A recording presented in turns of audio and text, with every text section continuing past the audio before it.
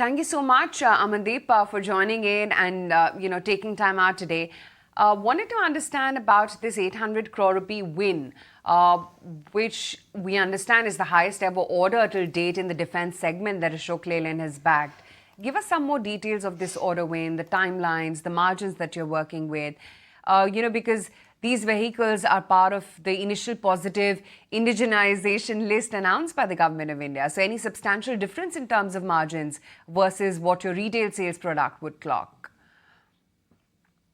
So first of all, I'd like to give you details, a little bit details of this order. So this order, these total contracts that we've got consist of the gun towing 6x6 vehicles. Now, this is a very specialized vehicle which is used for towing artillery guns. And previously, these vehicles were imported from Europe, but under the Atmanirbhar indigenization program of Government of India, we invested and developed these vehicles and have been supplying now these vehicles to Indian Army. It's also a common gun tower. It can tow various types of artillery guns, and comes with a crew cabin which carries 6 additional crew apart from the vehicle cabin. Both cabins, crew as well as the main cabins being air conditioned cabins. It also comes with a crane, with a 2.7 ton by meter crane, and several other defense specific requirements which Indian Army came up with, like centralized tire inflation system. So this is a very special vehicle which has been designed, developed, and trial cleared, and we've already supplied these vehicles to Indian Army, and they have been performing very well. That's one part of the contract. The second is on the field artillery tractors, which are for the lighter guns, which are light field guns, which are used, and it's used for towing those guns. On the margin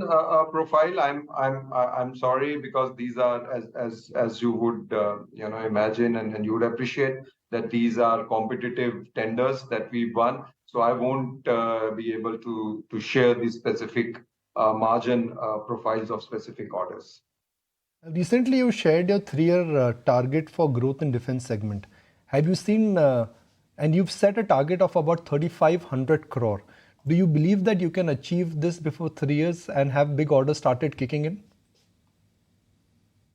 See, with this now, yes, this definitely forms part of that 3,500 plus crore, which we have projected for next 3 years. This forms a part of that. We today have an order book of over 1,200 crores now, including putting this, and we are hopeful that the requirements which Indian Army has for these kind of vehicles, we will be able to get to our targets. Regarding exceeding those, see, we have invested and developed all these platforms ranging from 4x4, 6x6, 8x8, going up to even 12x12 vehicles. That's for the Ministry of Defense, and then we have also bulletproof and armored vehicles, which we are doing now for the internal security purpose. So we have the complete range of vehicles, and we have the manufacturing capabilities. Today, we have set up a complete ecosystem of MSMEs who supply